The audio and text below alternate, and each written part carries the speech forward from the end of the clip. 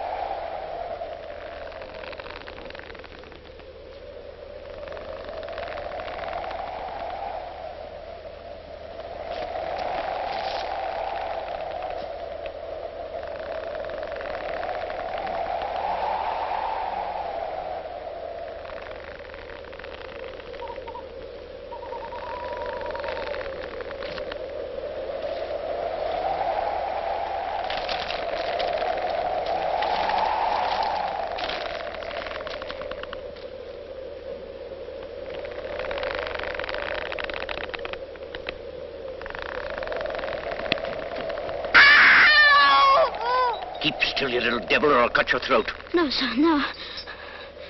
Tell us your name. Quick. Pip. Pip, sir. Sir. Show us where you live. Point out the place. There, sir. There.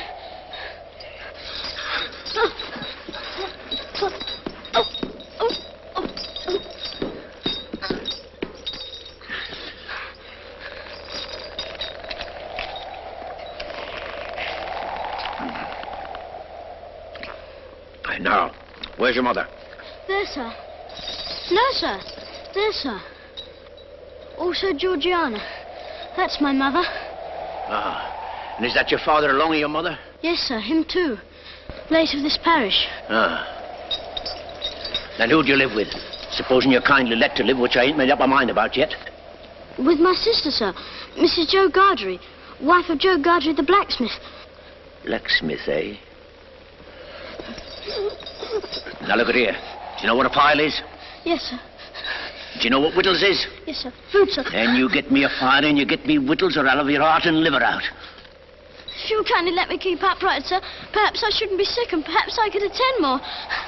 Now you bring that file and them whittles to me in this churchyard tomorrow morning early. Yes, sir. And never dare to say a word of having seen such a person as me. No, sir. If you do, your heart and liver will be tore out and roasted and ate. There's a young man hid with me, and in comparison with him, I'm an angel. That young man has a secret way of getting at a boy and at his liver. Boy may lock his door, may be warm in bed, but that young man will softly creep his way to him and tear him open. Say, heaven strike you dead if you don't. Heaven strike me dead if I don't. Now you know what you promised, young man. Get off home. Good night, sir.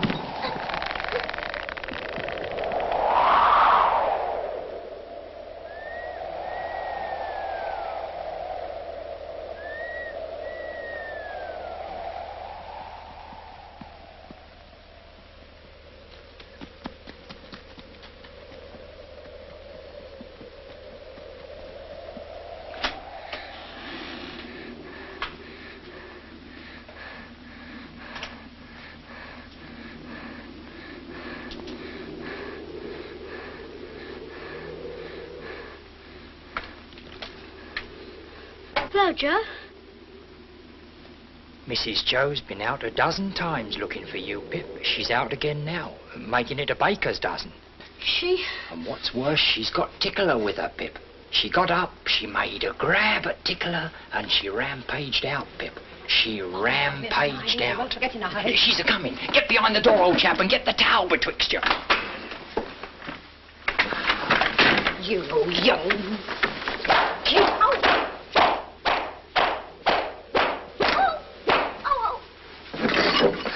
Now then, where have you been? I've only been to the churchyard. Churchyard, indeed. You'd have been in the churchyard long ago if it hadn't been for me, and stayed there. It's bad enough being a blacksmith's wife without having to be a second mother to you. Churchyard, indeed. You'll be having me in the churchyard one of these days, keeping me on the rampage with my poor art. Get to the table. Both of you.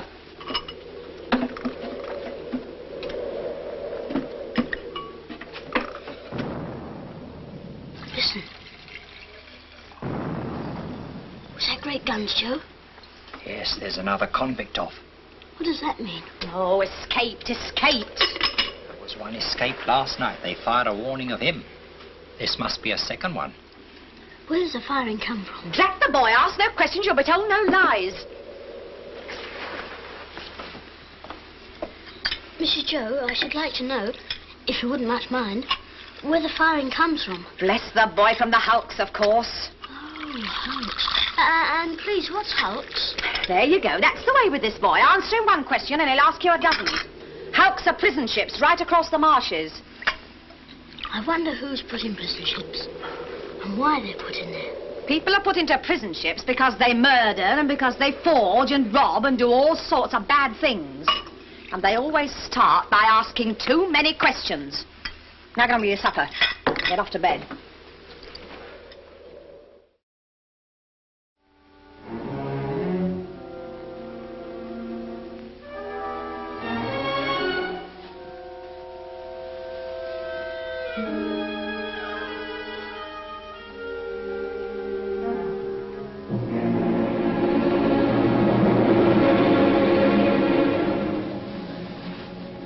He may be warm in bed. He may pull the clothes over his head, but that young man will softly creep his way to him and tear him open.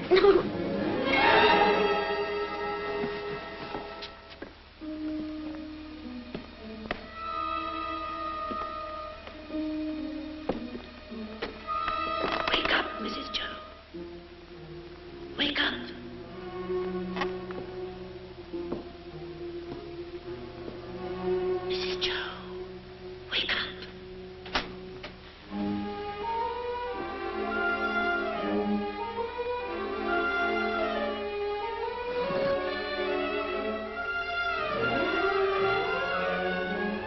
You're a thief, Pip.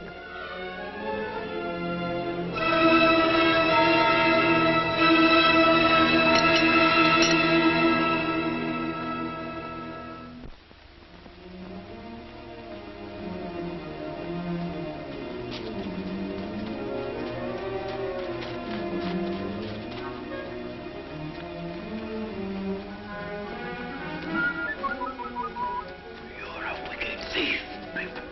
You'll be sent to the hulks.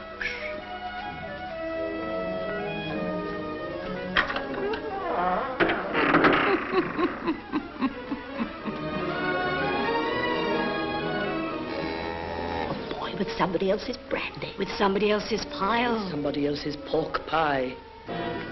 Stop him! Hello, young thief. I couldn't help it, sir.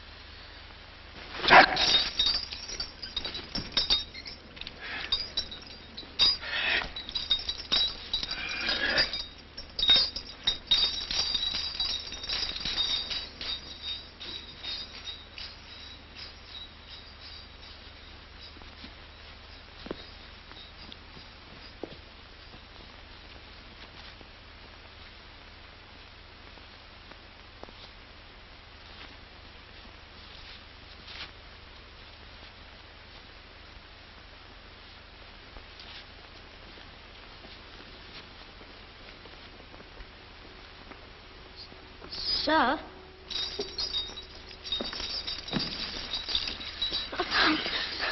You brought no one with you? No, sir. Now give no one the word to follow you. No, sir. What's in the bottle, boy? Brandy.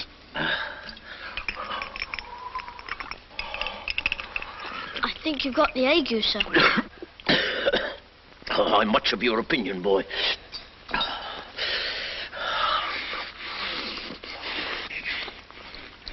I'm glad you enjoy it. I said I'm glad you enjoy it. Thank you, boy. I do. Aren't you going to leave any of it for him? Him? Who's him? The young man you spoke of. Oh, him.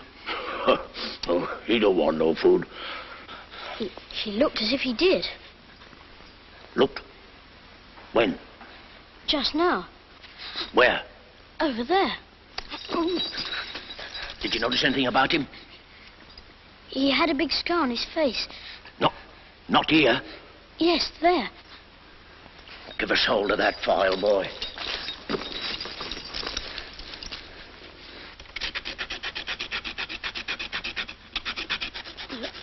If you're not wanting me, sir, we have company for dinner, and my sister will be up early. Thank you, boy, thank you.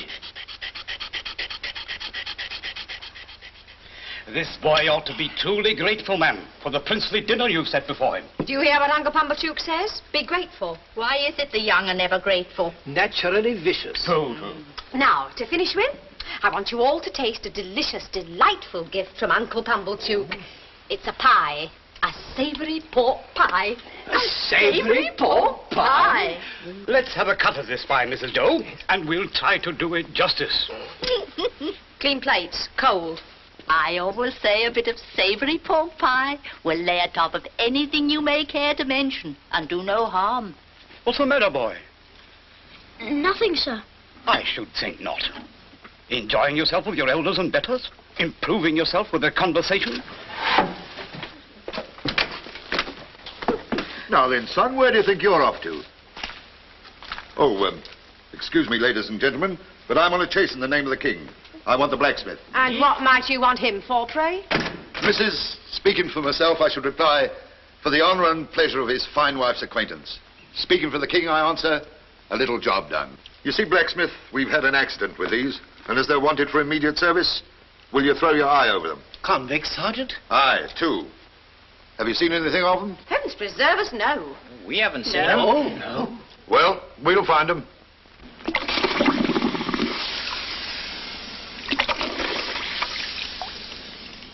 Platoon, fall in. Platoon, prepare, touch. Shoulder, up.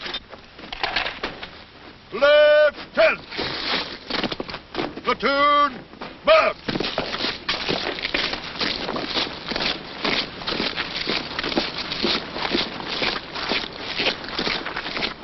If that boy comes back here with his head blown to bits by a musket, don't look to me to put it together again.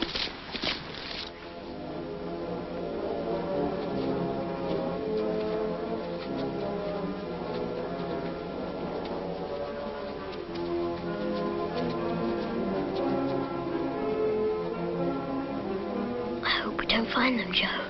I'd give a shilling if they had cut and run, Pip. Come on.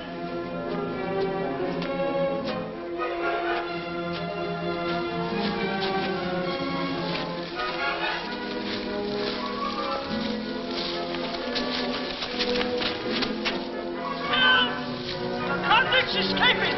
Come on! Help! This way! Help! Convicts escaping! This way! This way! Help! Convicts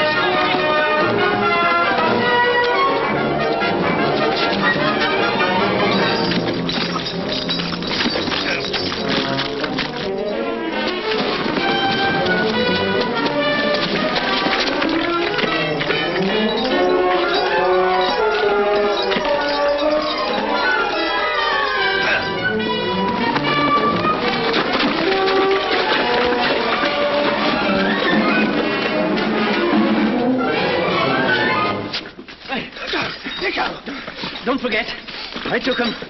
I give him up to you. Don't forget that. He tried to murder me. Me tried to murder him. I kept him from getting off these marshes. I could have got clear. Then I discovered he was here. I let him go free to make a fool of me again. Let me go. Let me. Make ready. Present. Fire!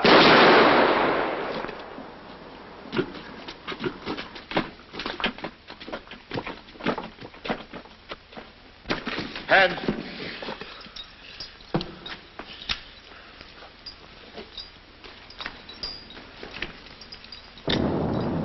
You're expected on board. Come on. Light those torches. Get aboard, you. Torch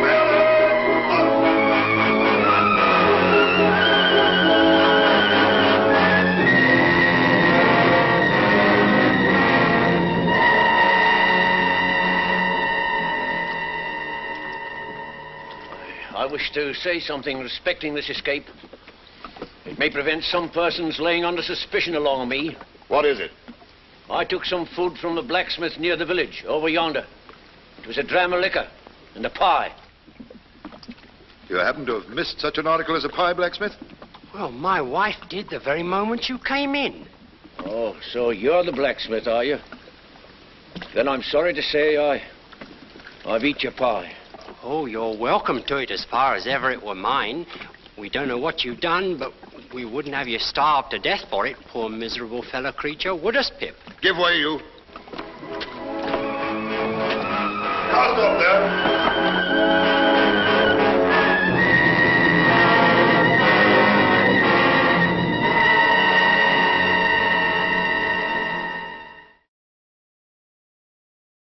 It was a year later.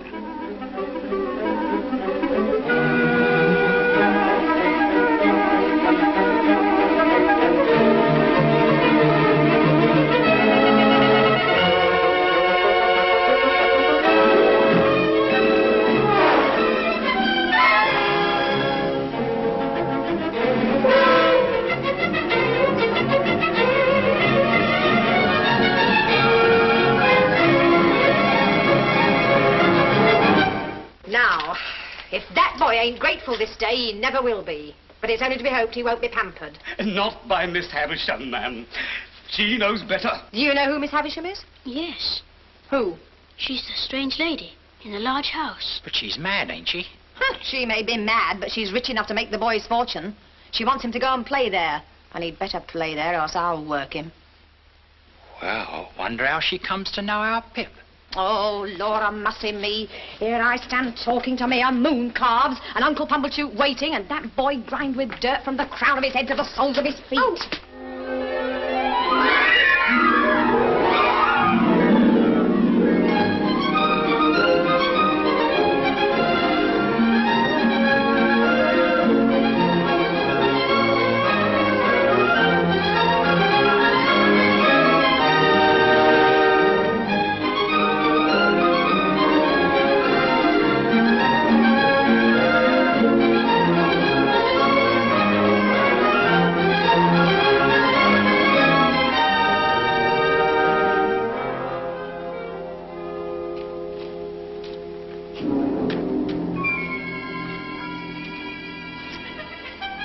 Ring the bell, boy.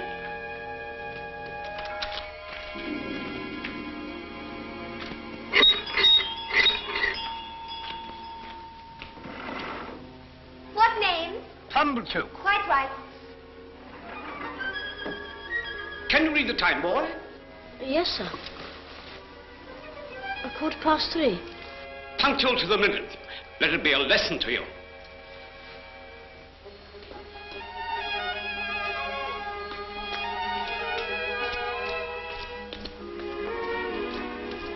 This is Pip. So this is Pip, is it? Come in, Pip. Oh, do you wish to see Miss Havisham? If Miss Havisham wishes to see me... Ah, but you see she doesn't. Come along, boy.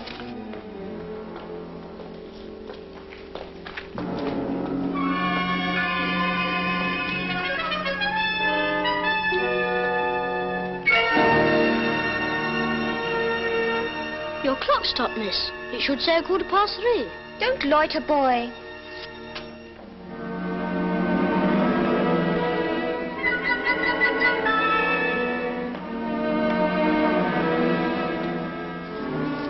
Come along, boy. Take your hat off.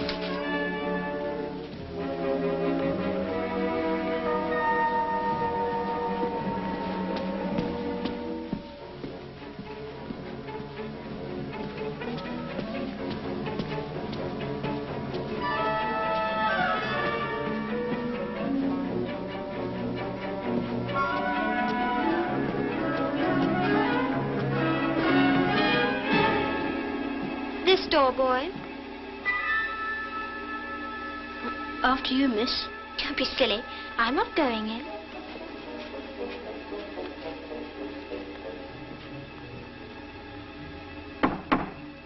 Come in.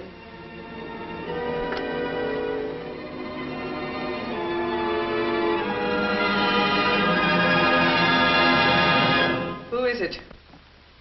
Pip, ma'am. Pip. Mr. Pumblechook's boy. Come to play. Come nearer. Let me look at you.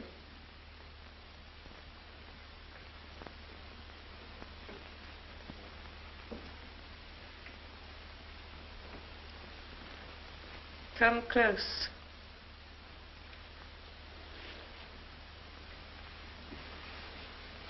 Look at me. You're not afraid of a woman who has never seen the sun since you were born. No. Do you know what I touch? Here. Your heart. Broken.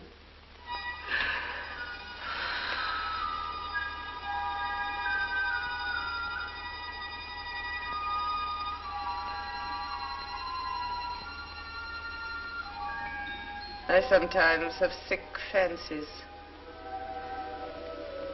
And I have a fancy I should like to see someone play. Play. Play. Estella, come here.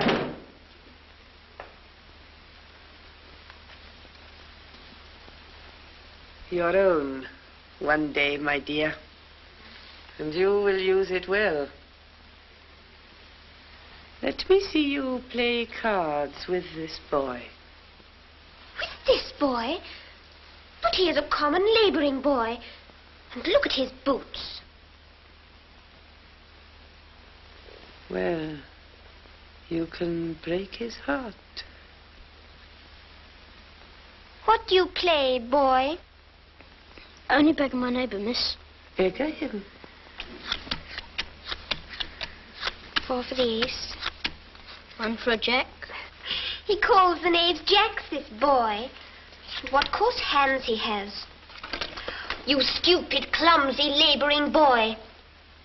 She says many hard things of you. But you say nothing of her.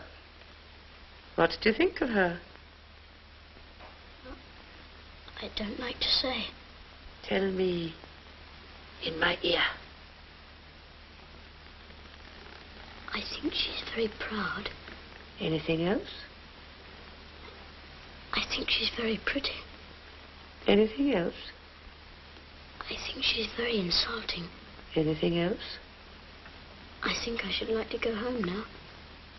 And never see her again, though she is so pretty. I'm not sure that I wouldn't like to see her again. But I think I'd like to go home now. You shall go home soon. Play the game out. Wait here, boy.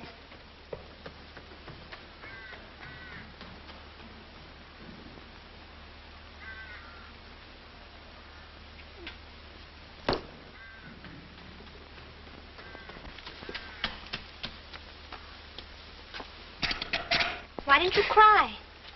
So I don't want to. You do. You've been crying, and you're near crying now. Long after I'd gone to bed that night, I thought of Estella. and how common she would consider Joe, a mere blacksmith. I thought how he and my sister were sitting in the kitchen, and how Miss Havisham and Estella never sat in a kitchen, but were far above the level of such common things. The following week,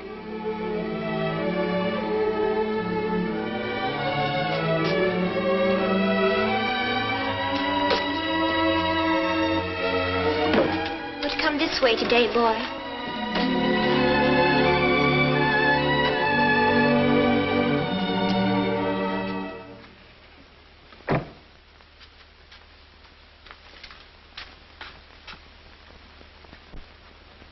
Well, I'm sure. What next? The idea. Well, Well, miss? am I pretty? Yes, I think you're very pretty. Am I insulting? No, not so much so as you were last time. Not so much so. No. There, take that, you cross little monster. What do you think of me now? Shan't tell you. Because you're going to tell upstairs, is that it? No, it's not it. Why don't you cry again, you little wretch? I'll never cry for you again.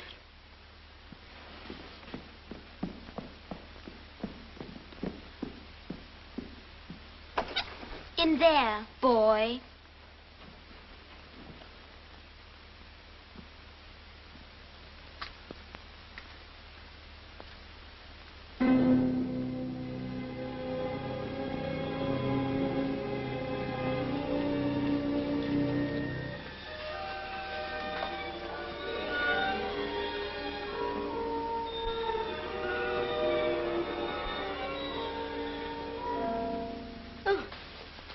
So the days have worn away, have they?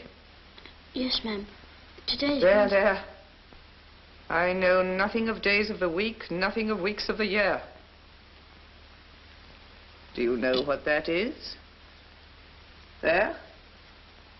I can't guess what it is, ma'am. It's a great cake. A bride cake. Mine. On this day of the year, long before you were born, this heap of decay was brought here. It and I have worn away together. Mice have gnawed at it. And sharper teeth than teeth of mice have gnawed at me. There. Walk me. Walk me, walk me.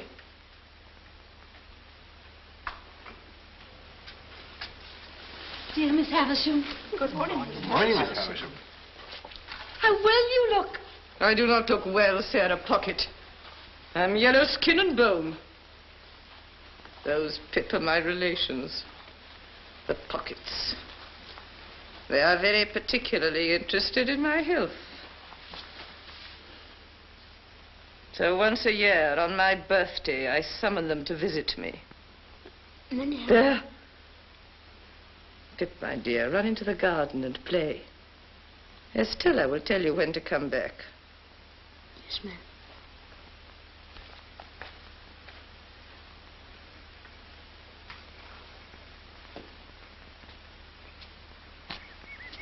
Hello, young fellow.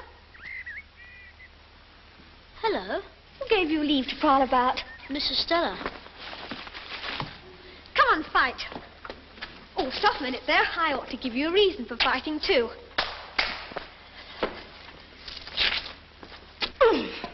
There it is. Come on. Are you satisfied with the ground? Quite satisfied, thank you. Good.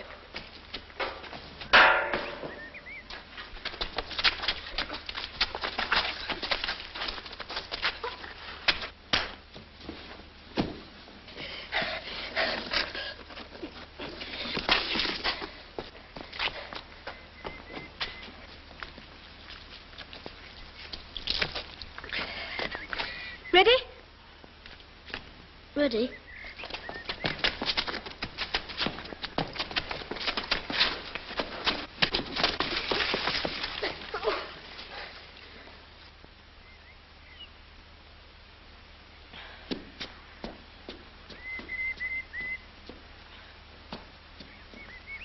means you've won.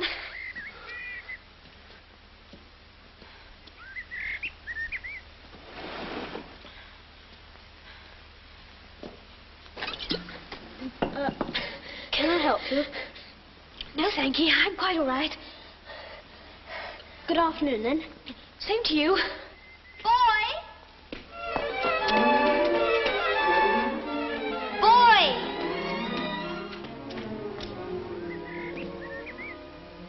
Yes, miss?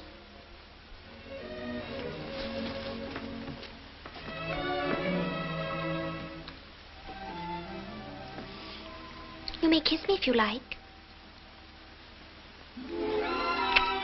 Now you ought to go home.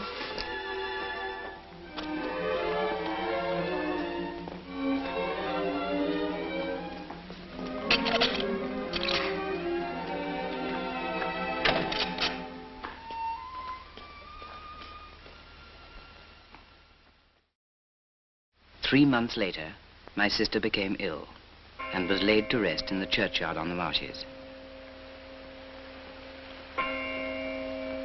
The occasion was marked for me not so much by the passing of Mrs. Joe as by the arrival of Biddy.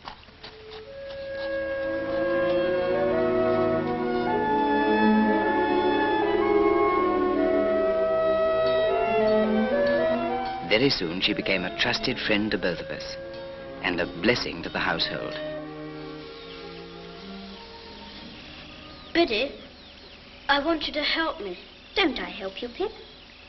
Oh, yes. You helped me a lot with my letters and figures. But this is a secret. Oh? What is it? Biddy. Yes? Biddy, I want to be a gentleman. A gentleman? Oh, I wouldn't if I was you, Pip. I don't think it would answer. Biddy, I have a particular reason for wanting to be a gentleman. Well, you know best, Pip, but don't you think you're happy as you are? I'm not happy as I am. I'm coarse and common. Coarse and common, are you, Pip? Who said so? Beautiful young lady at Miss Havisham's. And I want to be a gentleman on her account.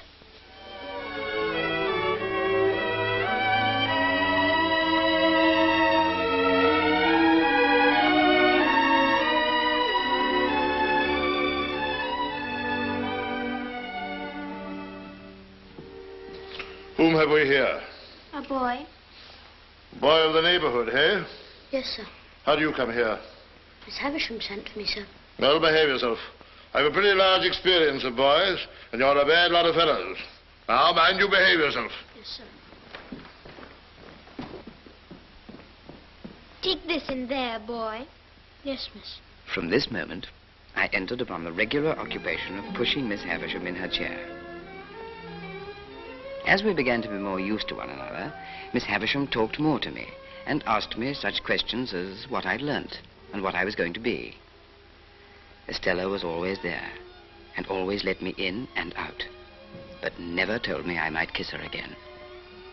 Sometimes she would coldly tolerate me, and other times she told me energetically, I hate you. My admiration of her knew no bounds, and scarce a night went by without my falling asleep with the image of her pretty face before my eyes. One day,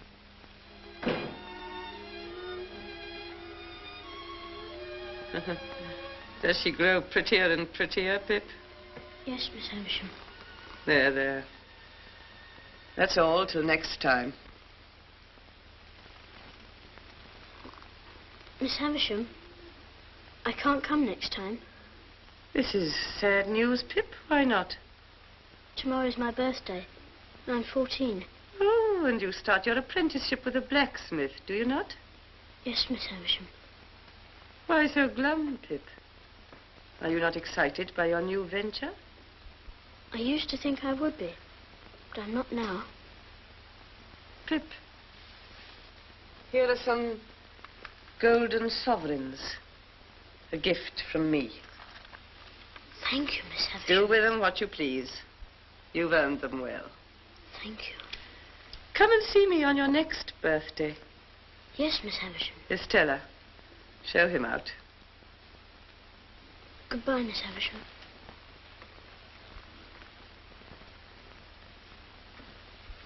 Goodbye, Pip.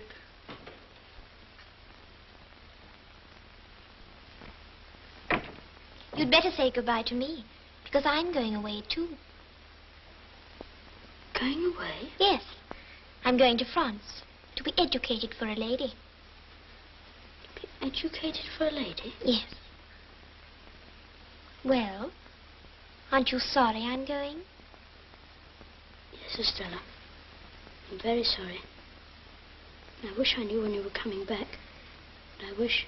What do you wish? I wish I could kiss you goodbye.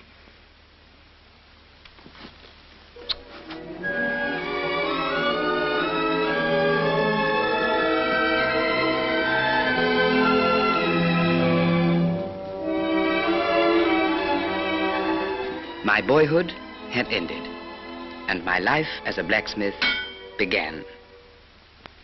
It was in the 6th year of my apprenticeship, and it was a Friday night.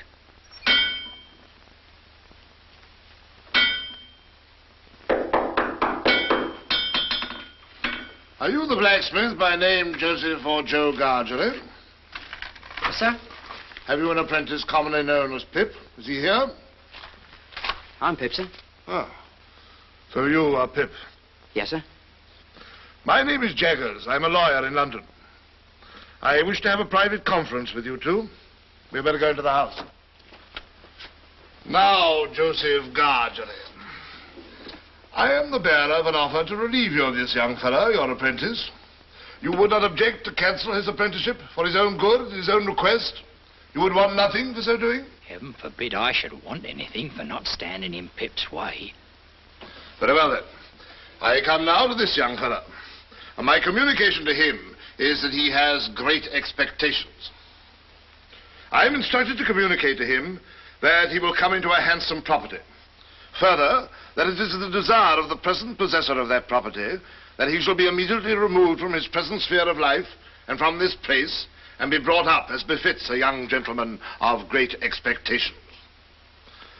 Now, Mr. Pip, you are to understand first that it is at the request of the person from whom I take my instructions that you always bear the name of Pip. If you have any objection, now's the time to mention it. I have no objection. I should think not, indeed. Secondly, Mr. Pip, you are to understand that the name of the person who is your liberal benefactor is to remain a profound secret until that person chooses to reveal it. If you have any suspicion whom that person might be, keep that suspicion within your own breast. If you have any objection, now is the time to mention it. Speak out. I have no objection. And now, Mr. Pip, kindly consider me your guardian. Thank you, sir. Oh, I tell you at once, I'm well paid for my services, otherwise I shouldn't render them. I have arranged for you to go to London in a week's time. You will need some new clothes. They should not be working clothes. 20 guineas. Well, Joseph Gargery, you look dumbfounded. I am. Then good night, Mr. Gargery.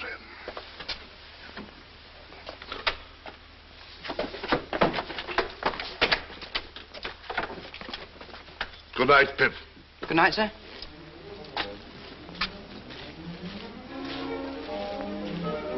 Pip, a young gentleman of great expectations.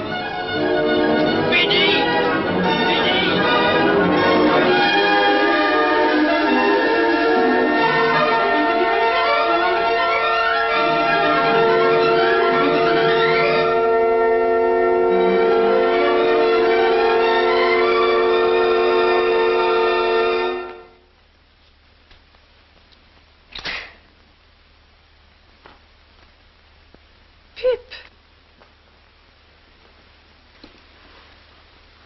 This is a very gay figure, Pip. I start for London tomorrow, Miss Havisham, and I thought you would kindly not mind my taking leave of you. Well? I've come into such good fortune since I saw you last, Miss Havisham, and I'm so grateful for it. I've seen Mr. Jaggers, Pip. I've heard about it. So you go tomorrow? Yes, Miss Havisham. And you are adopted by a rich person. Not named. No, Miss Havisham. And Mr. Jaggers is made your guardian. Yes, Miss Havisham. Is, abroad. Mr. Prettier than ever, and admired by all who see her. And you, too, have a promising career before you. Be good and deserve it, Pip. Yes. You will always keep the name of Pip, you know. Yes, Miss Havisham. Goodbye, Pip.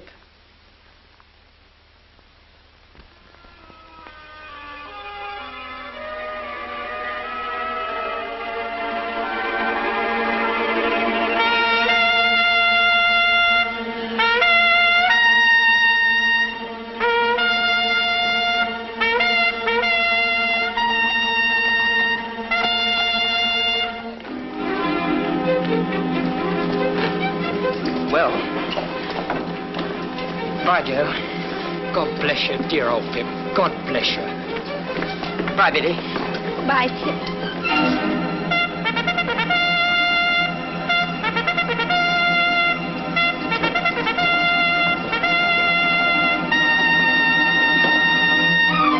One day I'll come and see you in London, Pip. And then, what larks, eh? Goodbye, Joe. Goodbye, Pip. Goodbye, big old chap.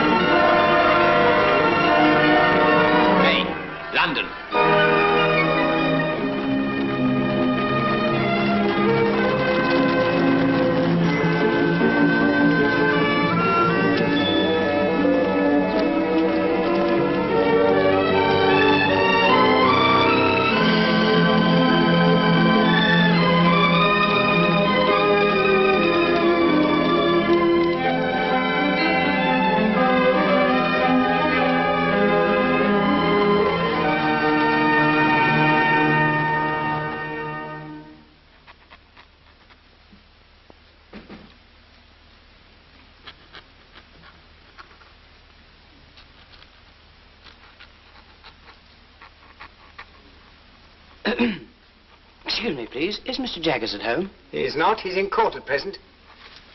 Am I addressing Mr. Pip?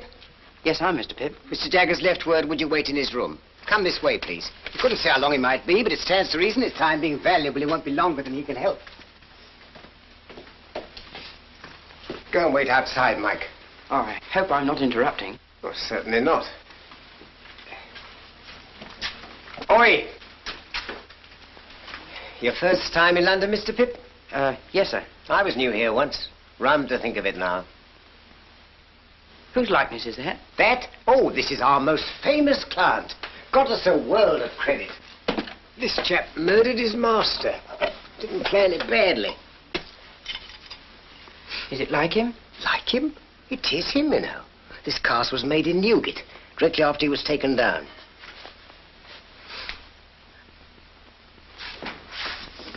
Oh, your man comes on this afternoon. Have you got the witness? Yes, Mr. Jaggers. Wait here. Mr. Pip's here. Good. Ah, so you've arrived safely, Mr. Pip. Good morning. Good morning, Mr. Jaggers. Now, we can soon settle you. Wemmick, Mr. Pip's file. Wemmick here will conduct you to a Mr. Herbert Pocket's rooms in Barnard's Inn, where you will live. Oh, sit down, Mr. Pip, sit down. Mr. Pocket will be able to give you a good lead as to the places in London with which you shall become acquainted. I take it that is agreeable? Yes, Mr. Jaggers. Next, money. Your allowance will be £250 per annum. which means that you will draw from Wemmick here the sum of £62, 10 shillings per quarter. A very handsome sum of money, too, I think. You consider it so? How could I do otherwise? But answer the question. Undoubtedly, Mr. Jaggers. Good. Get out! Now, here is a list of the tradespeople with whom you may run up an account. Wemmick, take Mr. Pip round to Barnard's Inn. Yes, sir. I shall check the bills and pull you up if I find you getting on too well. Of course, you'll go wrong somehow, Yes, but that's no fault of mine. Goodbye and good luck, Mr. Pip. Goodbye, Mr. Jaggers. Mike! Mr. Wemmick, I don't quite know what to make of Mr. Jaggers. Oh, we don't mean that you should know what to make of him. Deep, that's what he is, as Australia. Who was that he shouted at so fiercely in the office? Oh, that was his housekeeper, name of Molly. He got her off on a murder charge. Murder? Isn't he frightened of having her about? Not him. When you come to see us again, take a good look at her. Shall I see anything very uncommon? You'll see a wild beast tamed. Keep your eye on it.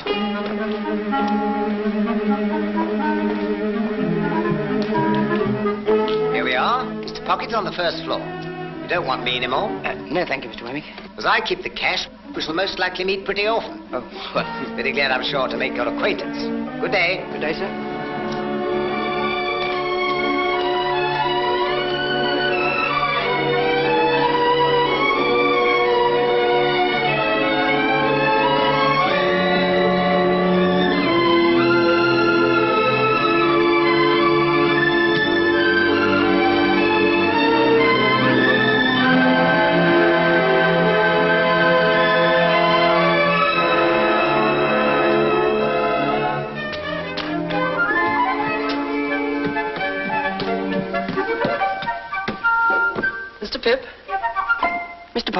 Oh, dear me, I'm extremely sorry.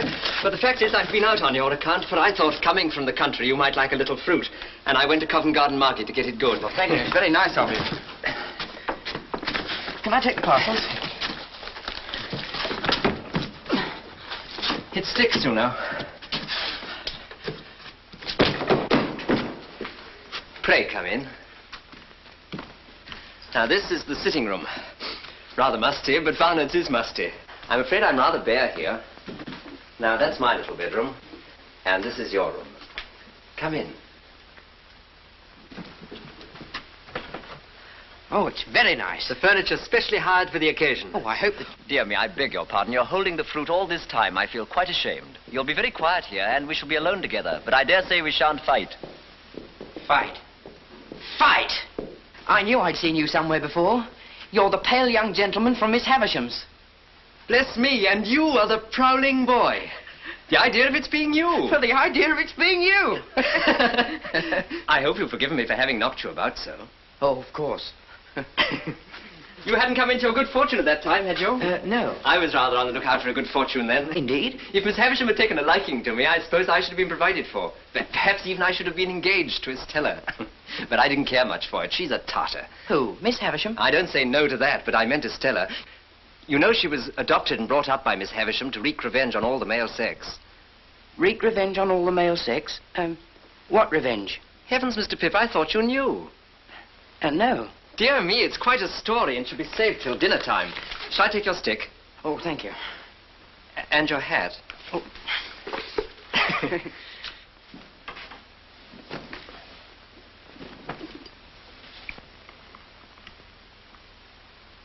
Herbert. Yes, my dear Pip. As I've been brought up a blacksmith, I'd take it as a great kindness if you'd give me a hint when I go wrong in my manners. With pleasure, though. I should guess you'd need very few hints. Thank you very much. Now, please tell me more of Miss Havisham. Ah, yes, Miss Havisham. But let me introduce the topic by pointing out that in London it's not the custom to put the knife in the mouth, for fear of accidents. It's scarcely worth mentioning, only it's as well to do as other people do. Oh, I must apologize. Thank you at very all, much. I'm sure. Now, Miss Havisham was an heiress, and as you may well suppose, was looked upon as a great match. Well, one day there appeared upon the scene a certain man. I never saw him, for this was 25 years ago. He pursued her closely and professed to be devoted to her, and there's no doubt that she fell passionately in love with him, which brings me to the cruel part of the story. Merely breaking off to remark, my dear Pip, that it's not usually considered necessary to fill the mouth to its utmost capacity. Oh, very sorry. I was so interested. Not at all, I'm sure. The marriage day was arranged, the wedding dresses were bought, the wedding guests were invited. The day came, but not the bridegroom. He wrote a letter. Which she received when she was dressing for her marriage at 20 minutes to 9. Exactly. So that was why she stopped the clocks. Yes. And when she'd recovered from a bad illness, she laid the whole place waste, as you've seen it, and has never since looked upon the light of day. Herbert, you said that Estella was not related to Miss Havisham, but only adopted. When adopted? There's always been an Estella since I've heard of a Miss Havisham. I know no more. So, Pip, all I know of Miss Havisham, you know. Well, let's change to brighter prospects. Let's drink to London. And a very happy future. To London. And a very happy future. 2,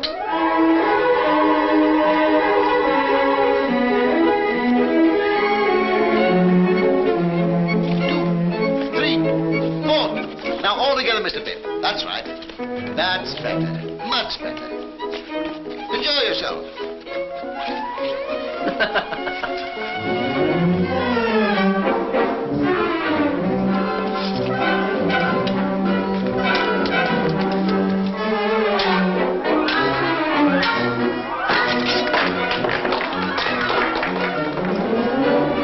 Ready? Ready.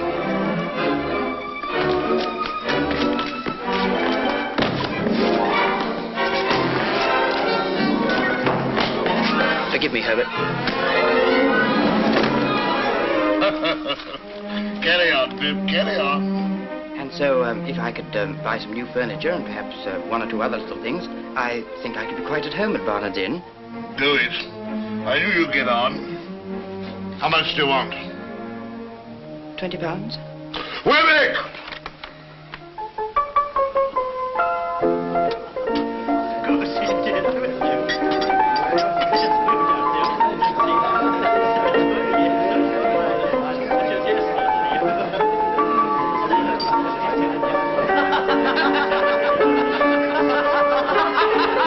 Well, Pip, I should say you were at home.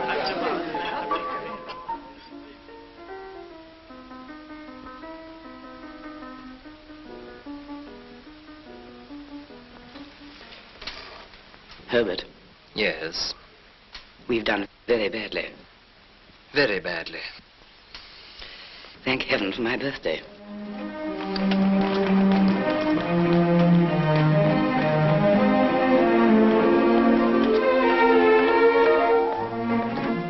Good morning, Mr. Pip. Morning. Good morning, Mr. Pip. Good morning. Congratulations, Mr. Pip. Thank you, Mr. Wemmick. Come in. Mr. Pip, sir. Come in. 21, eh, Pip? I must call you Mr. Pip today. Congratulations, Mr. Pip. Thank you, Mr. Jaggers. Sit down.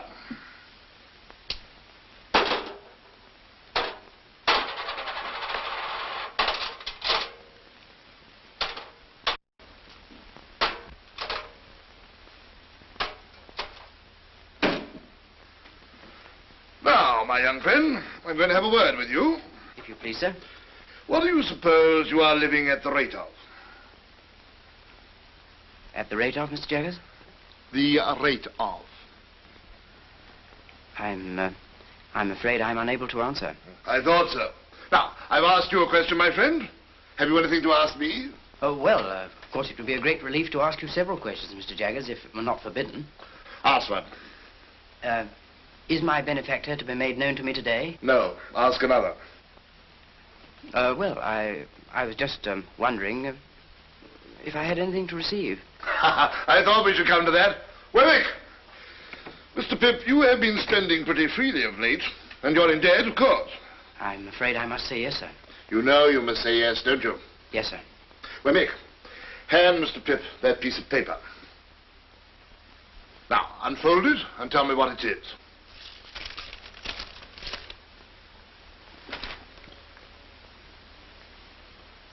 This is a banknote for £500. That is a banknote for £500. And at the rate of that handsome sum of money per annum, and at no higher rate, you are to live until your benefactor appears. Will it still be years hence, Mr. Jaggers? When that person discloses, you and that person will settle your own affairs. My part of the business will cease. That's all I have to say. Wemmick, show Mr. Pip out. Thank you, Mr. Jaggers. My dear Mr. Pip, Mr. Gargery is going to London and will be glad if you are agreeable to be allowed to see you. He will call Tuesday morning at 9 o'clock. We talk of you in the kitchen every night and wonder what you are saying and doing. No more, dear Mr. Pip, from your ever obliged and affectionate servant, Biddy. As I watched Joe that Tuesday morning, dressed grotesquely in a new suit, let me confess that if I could have kept him away by paying money, I certainly would have paid money. In trying to become a gentleman, I had succeeded in becoming a snob.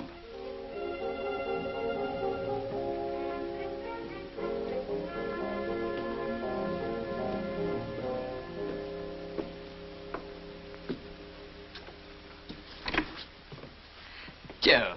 How are you, Joe? Pip. How are you, Pip? Come in, Joe.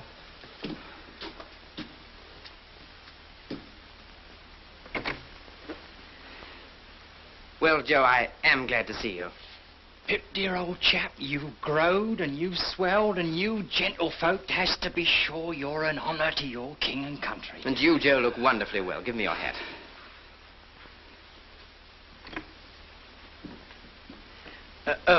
Herbert, this is Mr. Joe Gargery. Joe, Mr. Herbert Pocket. How do you do, Mr. Gargery? Your servant, sir. Won't you sit down? Thank you kindly, sir.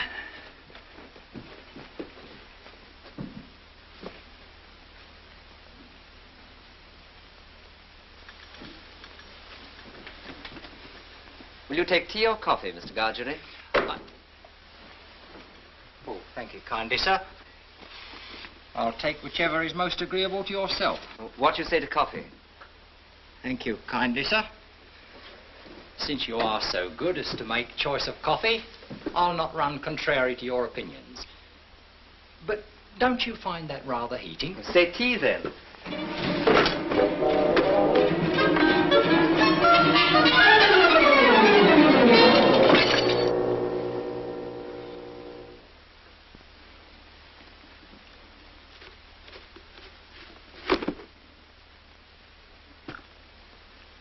Pip, if Mr. Gargery will excuse me, I will go down to the porter's lodge to fetch the morning's letters. Thank you kindly, sir.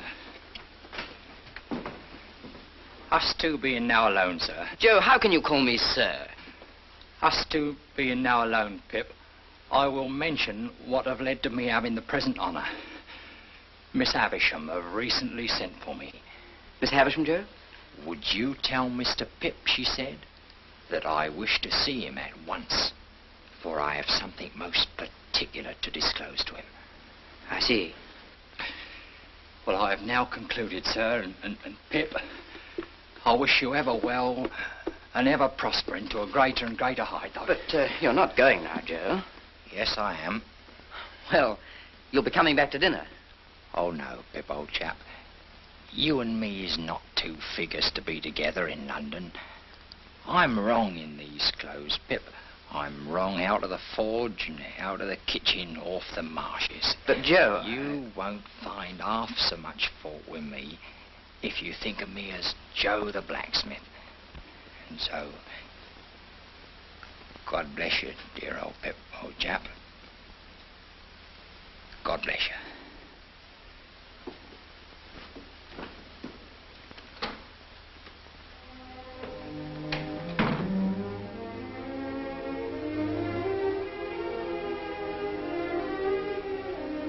All that day, Joe's simple dignity filled me with reproach.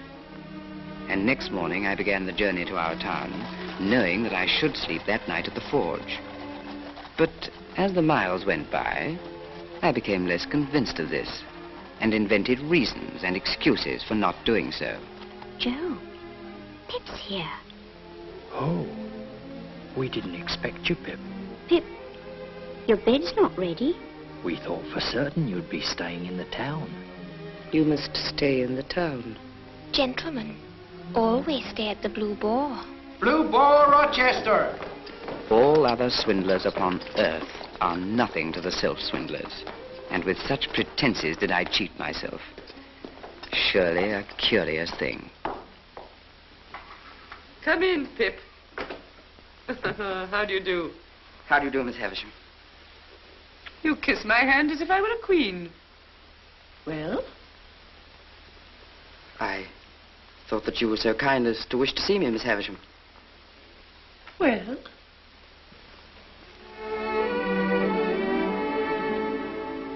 Stella.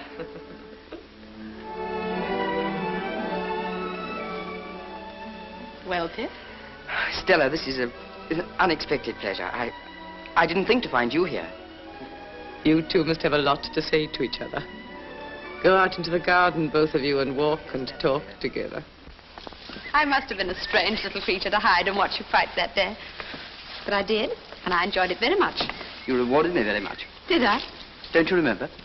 I remember I entertained a great objection to your opponent. I took it ill that he should be brought here to pester me with his company. He and I are great friends now. Are you? I imagine that since your change of fortune, you have naturally changed your companions. Oh, yes, naturally. Do you remember the first time I came here?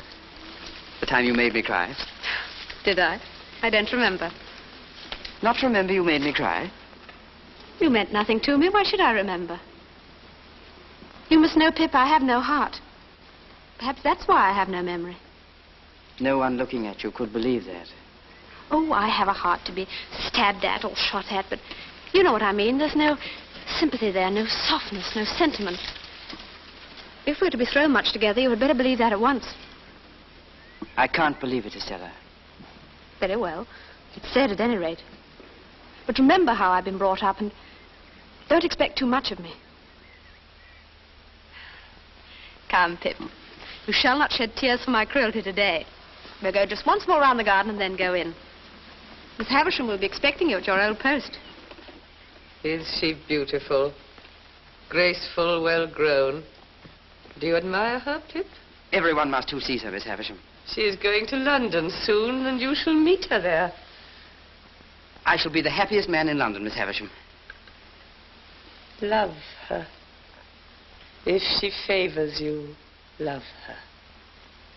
If she tears your heart to pieces, love her. I adopted her to be loved. I developed her into... as punctual as ever, Jaggers. As punctual as ever. How do you do, Pip? And what are you doing here? Miss Havisham wished me to see Estella, Mr. Jaggers. Ah, a fine young lady. Shall I give you a ride, Miss Havisham? Once round. A very fine young lady, Pip.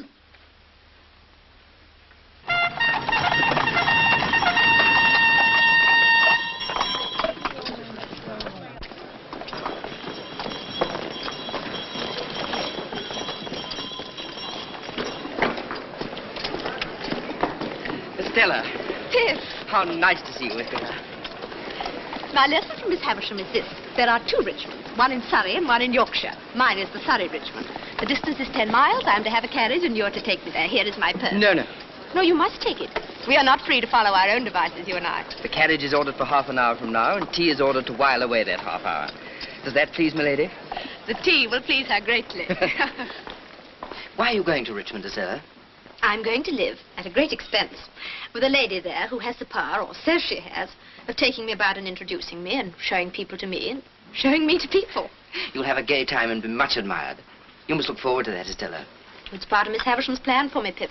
I shan't take any great pleasure in events which I don't shape, but I shall be beautiful, and I shall be gay, I shall be obedient, and I shall write regularly of my gaiety. Will you always be part of Miss Havisham's plan, Estella? And do you thrive with Mr. Pocket, Pip? Yes, indeed. We've left Barnard's Inn and moved to the Temple. Oh? I live quite pleasantly there. At least... At least? As pleasantly as I could anywhere. Away from you.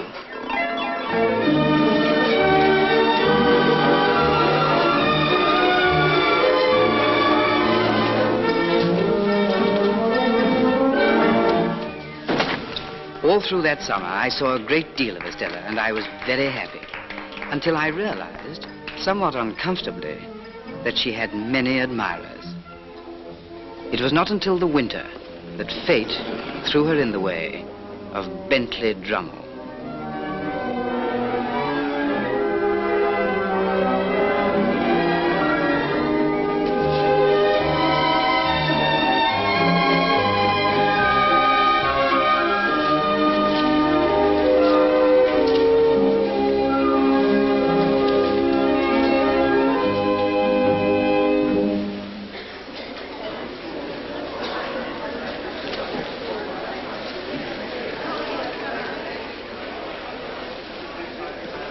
tired, Estella? Rather, Pip. You should be. Say rather I should not be. For I still have my letter to Miss Havisham to write before I go to bed.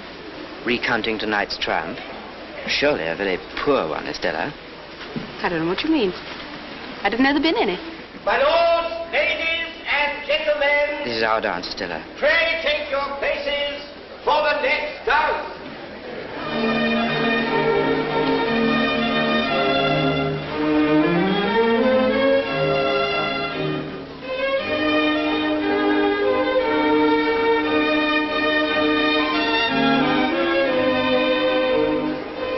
Estella, look at Drummle. He never takes his eyes off you. Why should I look at him? Is there anything in Drummle I need to look at? That's what I want to ask you. He's been hovering about you for weeks. Moths and all sorts of ugly creatures hover about a lighted candle. Can the candle help it? My lords, ladies, and gentlemen, pray take your partners for the Spanish polka.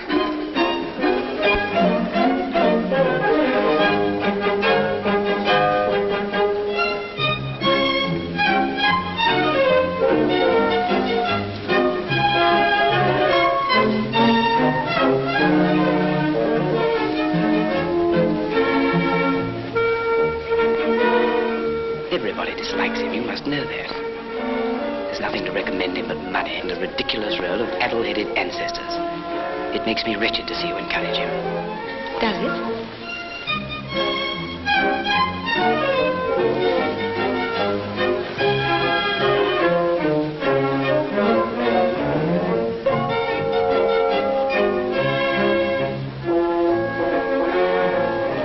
You give him looks and smiles such as you never give to me. Do you want me then to deceive and entrap you? Do you deceive and entrap him, Estella? Yes, and many others. All of them but you.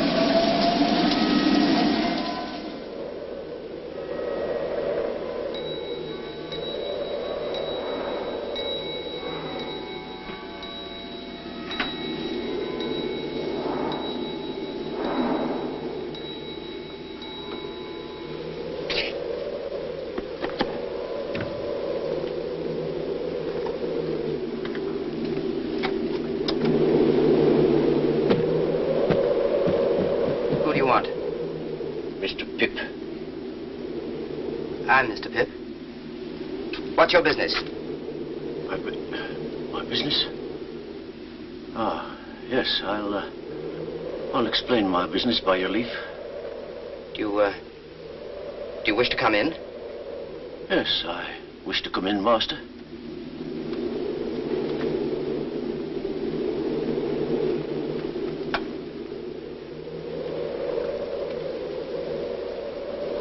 Now perhaps you will explain your visit.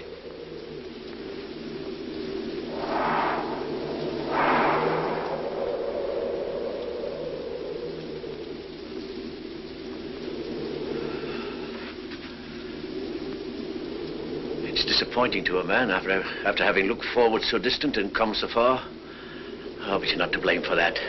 What do you mean? I'll speak in half a minute. Give me half a minute, please.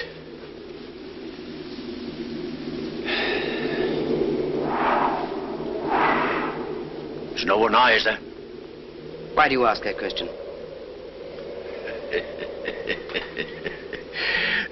You're a gayman. I'm glad you growed up a gayman. Now I know who you are. The churchyard.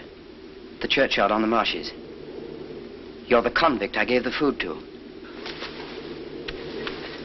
You acted nobly, my boy. Noble, Pip, and I've never forgot it. If you're grateful to me for what I did when I was a child, and you've come to thank me for it, there's no need. However, since you've found me out, will you drink something before you go? Yes, I will drink, I thank you. before I go.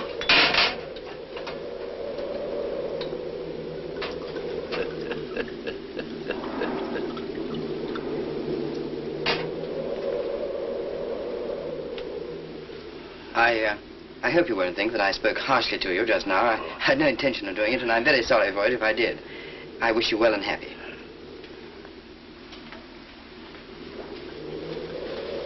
How have you been living? I've been a sheep farmer, away in the New World, in New South Wales. I hope you've done well. I've done wonderful well. I'm famous for it. I'm very glad to hear it. I hope to hear you say so, dear boy. But you've done well, too, eh? Yes, I've done quite well. May I make so bold as to ask how you've done well since you and me was out in those lone, shivering marshes? How? Oh. Yes, I've been chosen to succeed to some property. Might I be a varmint ask what property? I don't know. Might I be a varmint ask whose property? I don't know. Could I make a guess, I wonder, at your income since you come of age? As to the first figure now. 5?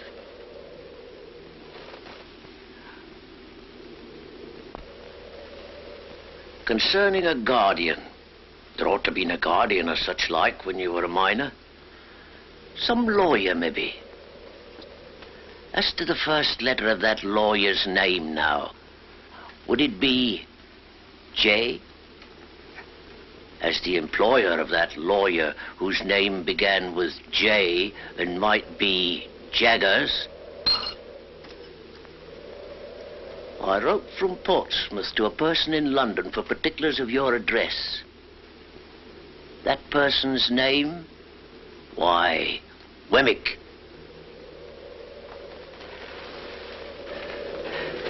Yes, Pip, dear boy, I made a gentleman of you. It was me what done it.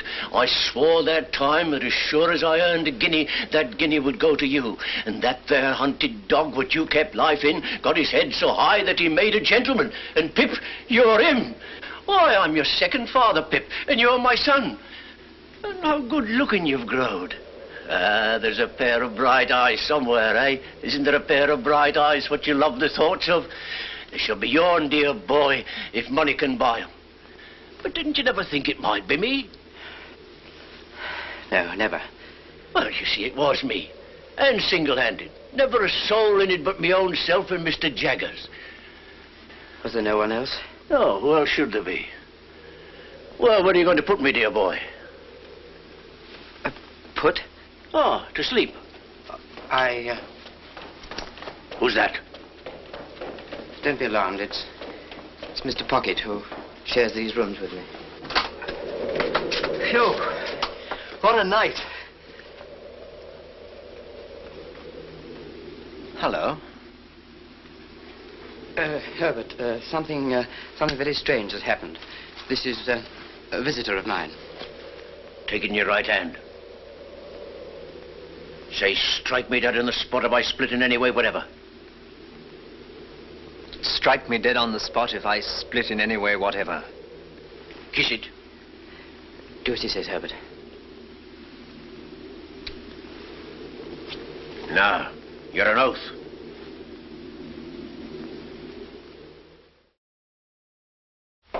Come in. You can go now, Molly. Now, Pip, be careful. I will, sir. Don't commit yourself. Don't commit anyone. You understand me? Anyone. Mr. Jaggers, Don't tell me anything. I don't want to know anything. I'm not curious. I merely want to assure myself that what I've been told is true. Did you say told or informed? Told would seem to imply verbal communication. You can't have verbal communication with a man in New South Wales, you know. I will say informed, sir. Good. I've been informed by a person named Abel Magwitch that he is the benefactor so long unknown to me. That is the man in New South Wales. And only he. And only he. I'm not so unreasonable, sir, as to hold you at all responsible for my mistakes and wrong conclusions. But I always supposed that it was Miss Havisham. As you say, Pip, I am not at all responsible for that. Yet it looked so like it, sir. Not a particle of evidence, Pip. Take nothing on its looks, take everything on evidence. There is no better rule. Well, I have nothing more to say. I think you should know that I communicated with Abel Magwitch in New South Wales and reminded him that if ever he should present himself in this country, it would be an act of felony, rendering himself liable to the extreme penalty of the law. Take a look out of that window, Pip.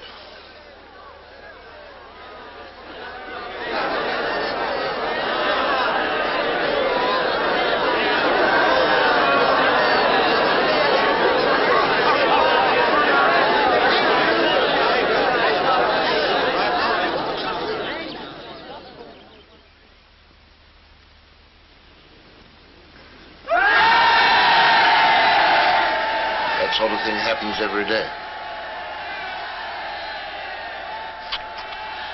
Magwitch has enemies here who would not hesitate to inform on him. I see. But he has guided himself by my caution, no doubt. No doubt. If you'll excuse me, sir.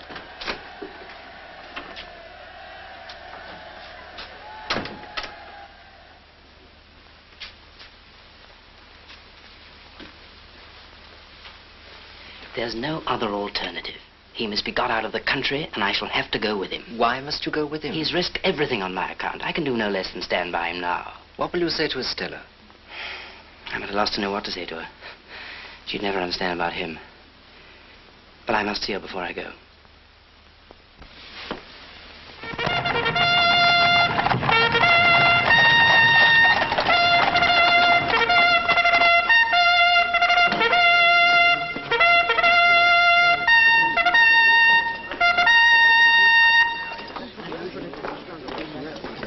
Just come down? Yes. Beastly place, your part of the country, I think. I'm going out for a ride in the saddle. I mean to explore those marshes for amusement.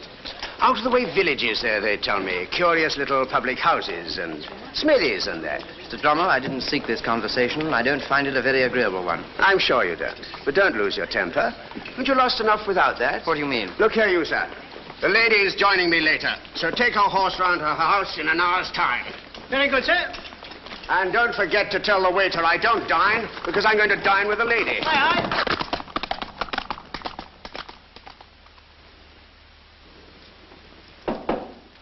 Come in. What wind blows you here, Pip?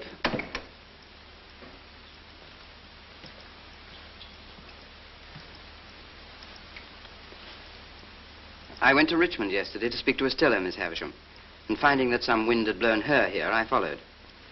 What I have to say to Estella, I will say before you presently in a few moments. It will not surprise you. It will not displease you. I'm as unhappy as you could ever have meant me to be. I have found out who my patron is. It isn't a fortunate discovery, and is not likely ever to enrich me in reputation, station, fortune, anything. But there are reasons why I can say no more of that. It is not my secret, but another's. It is not your secret, but another's. Well? When you first caused me to be brought here, Miss Havisham, I suppose I really did come here as any other chance boy might have come, as a kind of servant, to gratify a want or a whim and to be paid for it. Aye, Pip, you did. And that Mr. Jaggers was... Mr. Jaggers had nothing to do with it. His being my lawyer and the lawyer of your patron was a coincidence. He holds the same relation towards numbers of people. But when I fell into the mistake that I've so long remained in, at least you led me on. Yes.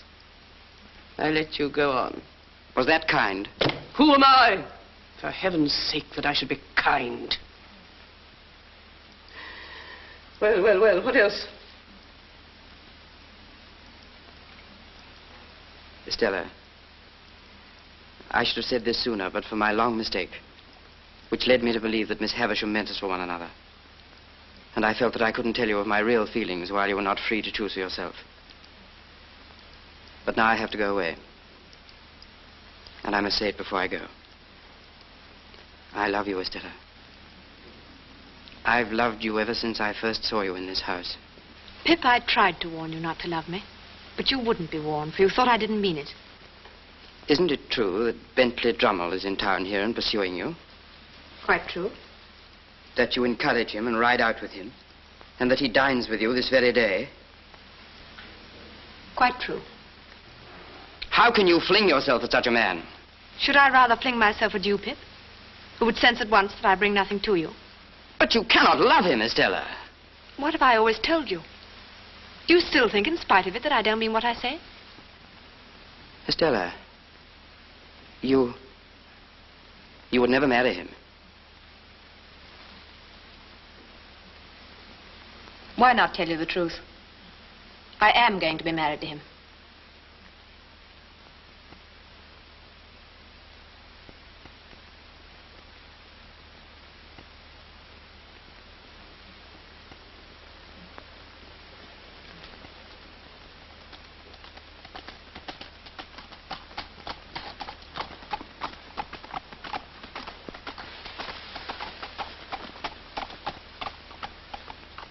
Come, Pip. Don't be afraid of my being a blessing to him. I shall not be that. Here is my hand. Let us part on this. You'll get me out of your thoughts in a week.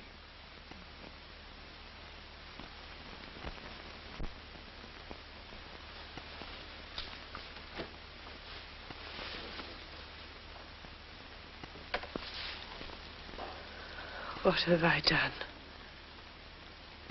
What have I done?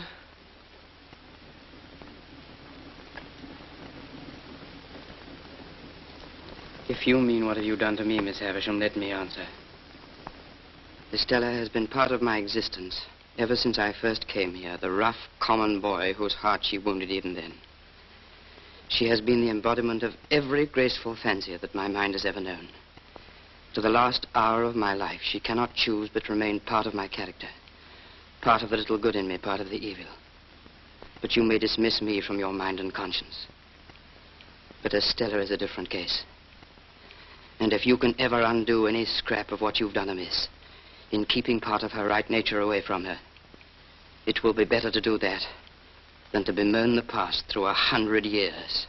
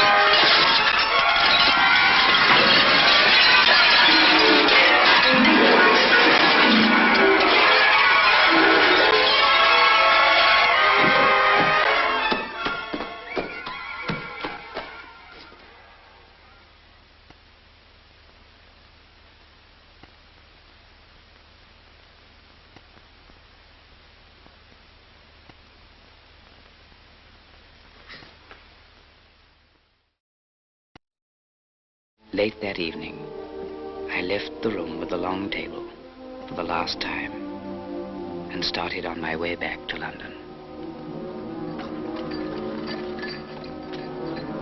Ah, Mr. Pip, I believe. Good morning, sir. Good morning, Dick. I have a note for you, sir. The messenger who brought it said it's urgent.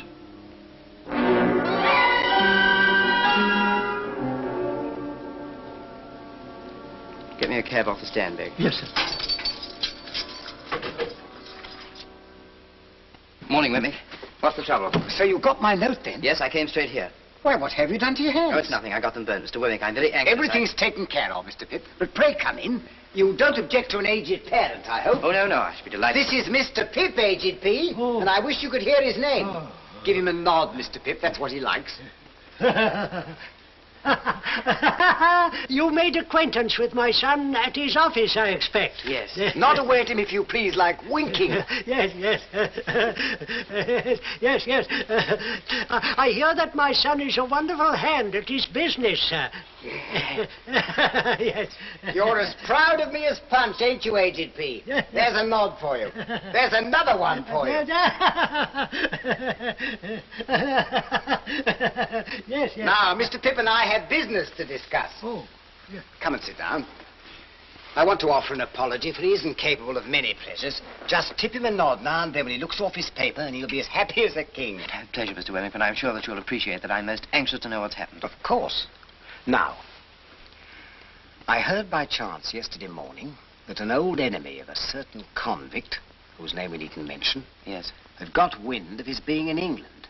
So I went to the temple and found Mr. Herbert. And I told him that if he was aware of any such person, whose name we needn't mention, being about your chambers, that he'd better get him out of the way. I also heard that you had been watched. That I've been watched? Yes. And might be watched again. So he'd better get him out of the way while you were out of the way. I see. He would be greatly puzzled what to do. He was. But we've now removed him to a house overlooking the river, down Limehouse way. I should like to join them at once. If you take my advice, Mr. Pip, you'll wait till after dark. By which time, you see, we can have those hands attended to.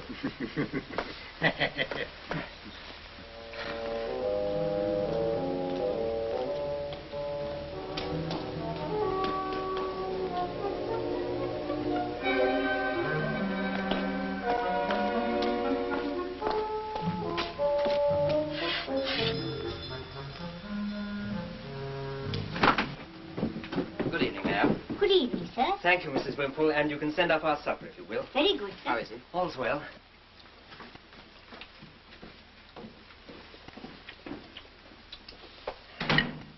I'm a heavy grubber, dear boy. Always was. Are you sure that you can rely on Wemmick's judgment and sources of information? Aye, Wemmick knows. He spoke to me of a particular enemy of yours. Do you know who that might be? Aye. That was the man you saw fighting with me on the marshes, the man with the scar. He turned informer on me then to save his own skin, and he'd do it again to see me hanged. But no sneaking rat like him's going to make me leave, my boy. Well, if you're worried about that, there's no need. I'm coming with you. No. You're a gay one. What a gay one my boys turned out to be, eh? The following day, I sent Herbert to make some inquiries. He found that the packet boat for the continent left Gravesend Pier at high tide every Thursday. I set myself to hire a boat. It was soon done. I couldn't get rid of the notion of being watched, and how many undesigning persons I suspected of watching me, it would be hard to calculate. I began to go out as for training and practice, sometimes alone, sometimes with Herbert. We were out in all weathers, and became, as was our intention, familiar figures on the river. My burns were still very painful. We made it a practice that Herbert should embark from the place nearest to the house where our convict was hidden.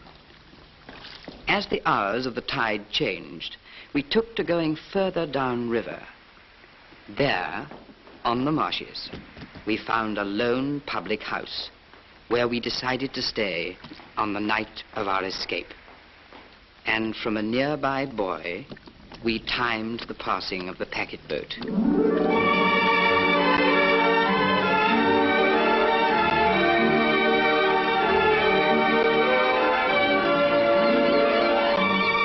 We chose this spot carefully.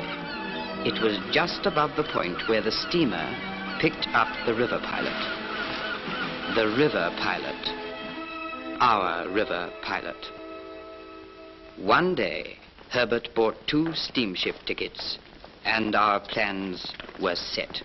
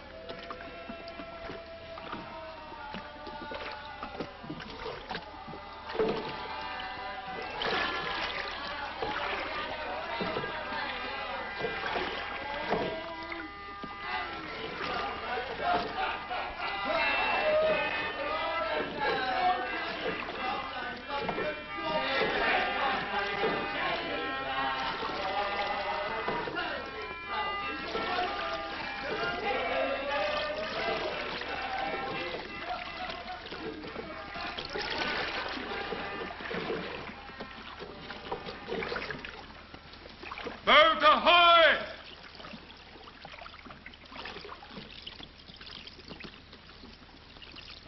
Ahoy there!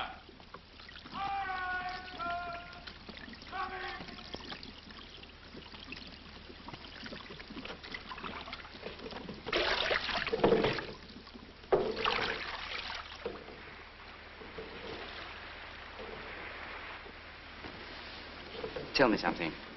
What, dear boy? What I did for you as a child was such a small thing. Why have you done so much for me? I had a child of my own once, Pip. A little girl who I loved and lost. What happened to her? I don't know. It's a dark part of my life, dear boy. Ain't worth telling.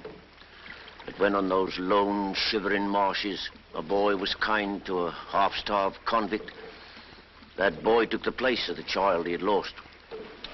Pull on your left.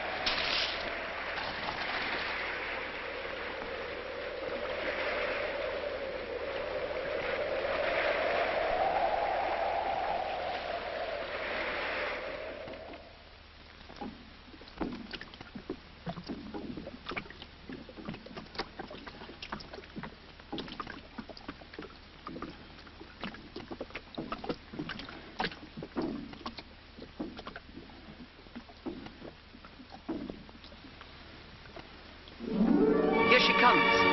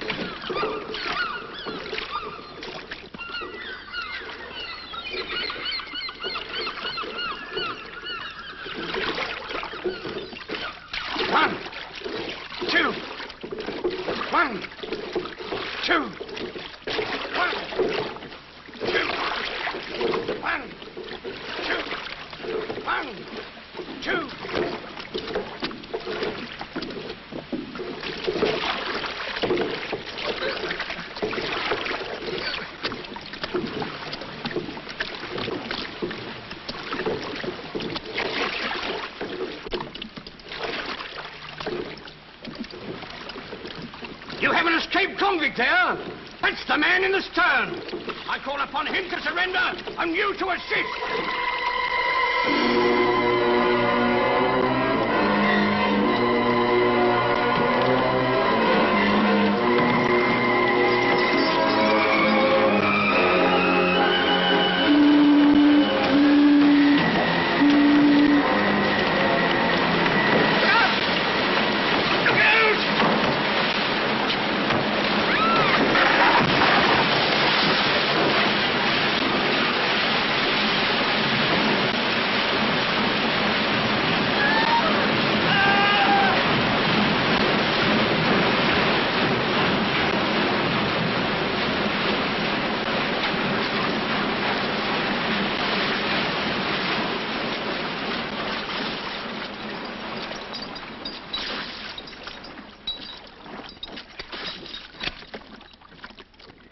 I'll never forgive myself for this.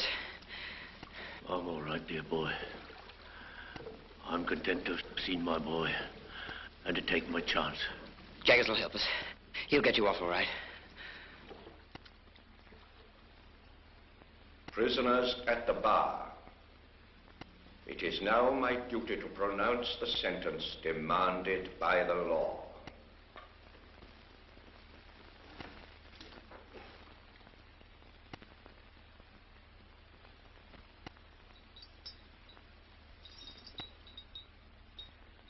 The sentence of this court is that you be taken hence to the place from whence you came, and from thence to the place of execution, and that each of you there be hanged by the neck until you be dead. And may Almighty God have mercy on your souls. Are you absolutely certain there is nothing you can do to save him? Nothing. You realize, of course, that you no longer inherit his money. That will be claimed by the crown. The money is no interest to me. If you had been a blood relation, it might have been different. You are not a blood relation, so it is not different. You mean if he had a child, the money would go to the child? The money might go to the child. Mr. Jaggers, there was a child. So you think there was a child, do you? I know there was a child. And what's more, Mr. Jaggers, you know it. Sit down, Pip.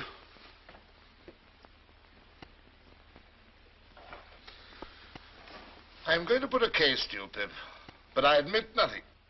I understand. You admit nothing. Put the case that a woman is charged with murder. Put the case that this woman has a child whose father is a convict. I understand you perfectly. But that I make no admissions. But that you make no admissions. Now, Pip, put the case that this woman's legal advisor knows an eccentric and very rich lady who is anxious to adopt a little girl. Do you understand, Pip? I understand. But I can hardly believe. Ring that bell, Mr. Pip.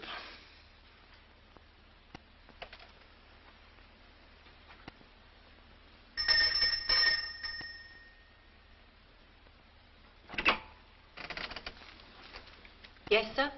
Basin. Yes, sir.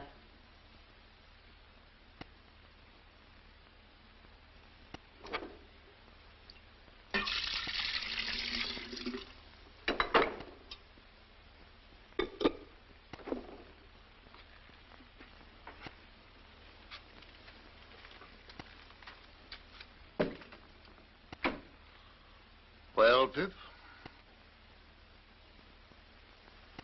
If I'm in my right mind, and that woman is Estella's mother, this legal advisor you mention will have a lot to answer for. Now, Pip, put the case that this legal advisor has often seen children tried at the criminal bar. Put the case that he has known them to be habitually imprisoned, whipped, neglected, cast out, qualified in all ways for the hangman, and growing up to be hanged. Put the case that here was one pretty little child out of the heap that could be saved. Put that last case to yourself very carefully, Pip. I do, Mr. Jaggers. Did he do right? He did right. Good. Does Estella know? You mean, does the little girl know? Yes. No, she does not know. She must never be told. As to that, she has a claim to her father's property.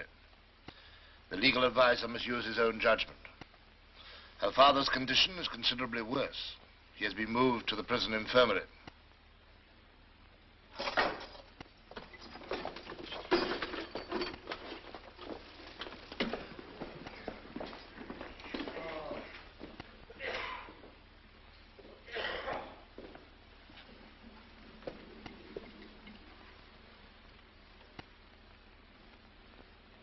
Dear boy, I thought you wasn't coming. And yet, I knew somehow that you would. It's just the time. I waited at the gate so as not to lose a moment of it. God bless you. You've never deserted me. And what's best of all is, you've been more comfortable along with me since I was under a dark cloud than when the sun shone. That's best of all. Are you in pain? I don't complain of none, dear boy. You never do complain.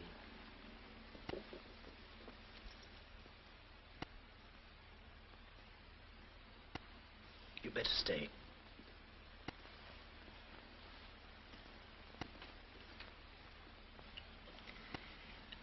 I have something to tell you. Can you understand what I say?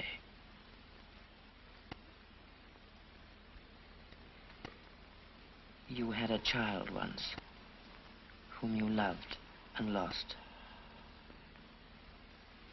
She lived and found powerful friends. She is living now.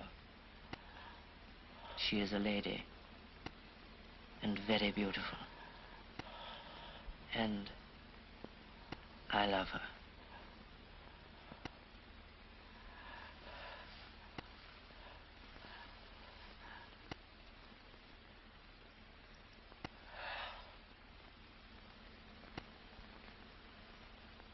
Oh, Lord, be merciful to him, a sinner.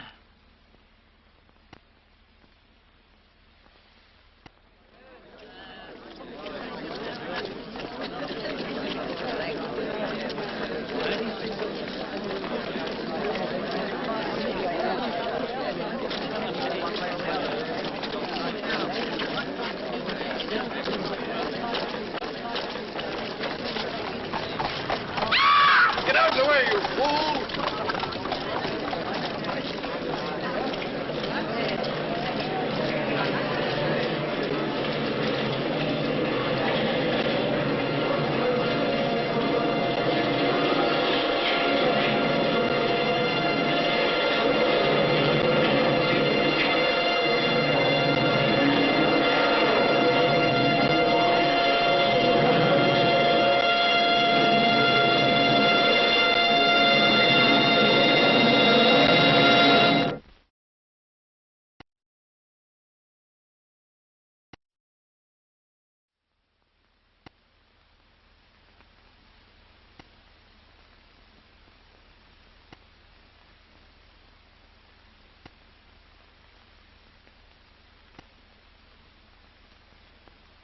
Is it, Joe? Which it are, old chap? How long, Joe? Which you mean to say, Pip, how long have your illness lasted? Yes, Joe. Well, it's the end of April, Pip. Tomorrow's the 1st of May. Dear Joe, have you been here all the time? Oh, pretty nigh, old chap.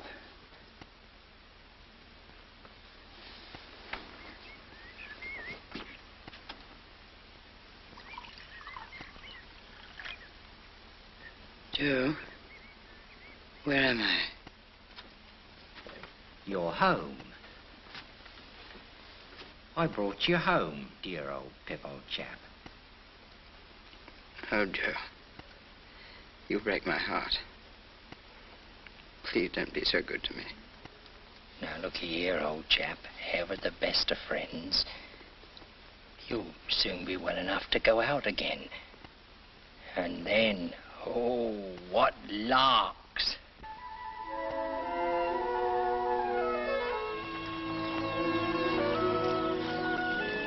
Billy, you have the best husband in the world.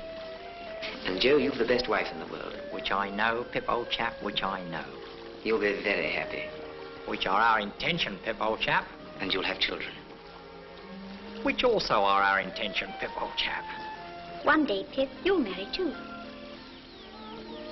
I don't think I shall, Biddy. Not now. Dear Pip, do you still fret for her?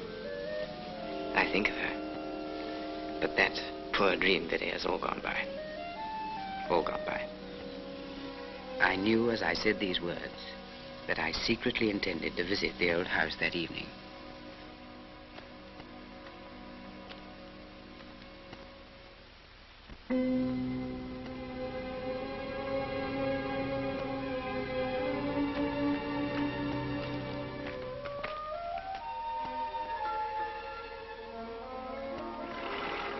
What name? Tumbletook. Quite right.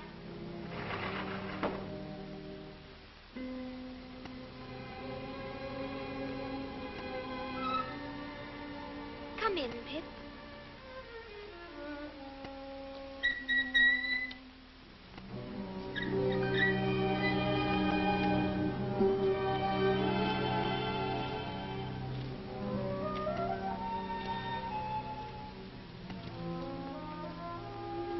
I know nothing of days of the week, nothing of weeks of the year.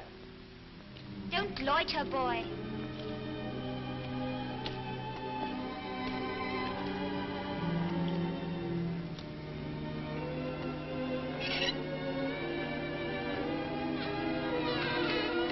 Come along, boy. Take your hat off.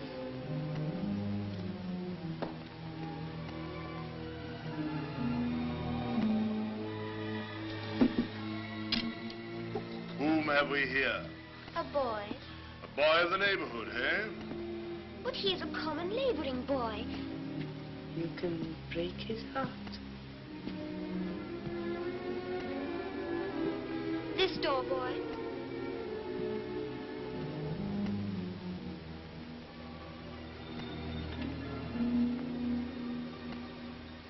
Pip.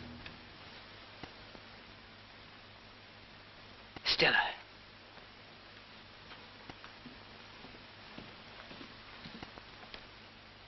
Stella, what are you doing here? I thought you were in Paris with your husband. I have no husband, Pip. Have you not heard? I've been ill, Stella. I've heard nothing. When Mr. Jaggers disclosed to Bentley Drummle my true parentage, he no longer wished to have me for a wife. Well, Pip, why don't you laugh? You've every right to. I've no wish to laugh, Stella. I'm truly sorry. You've no need to pity me. It has simplified my life. There's now no need to sell the house. It is mine, and I shall live here. I shall like it here, Pip. Away from the world and all its complications.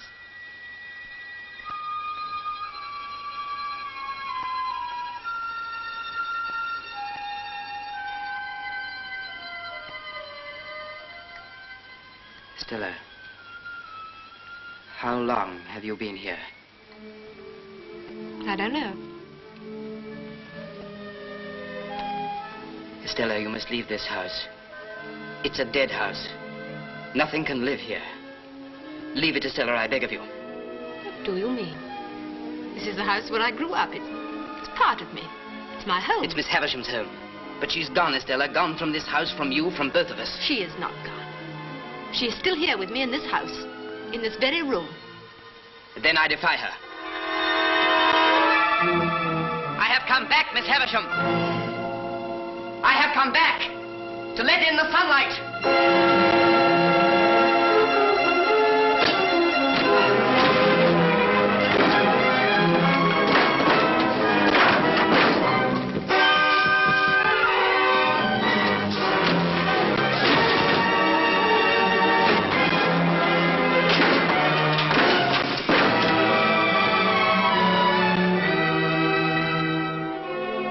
Look, Estella, look.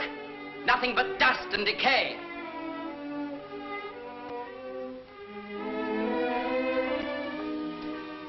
I've never ceased to love you, even when there seemed no hope for my love. You're part of my existence, part of myself. Estella, come with me, out into the sunlight. Look at me.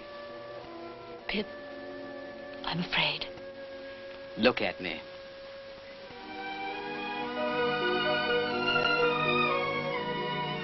We belong to each other. Let's start again.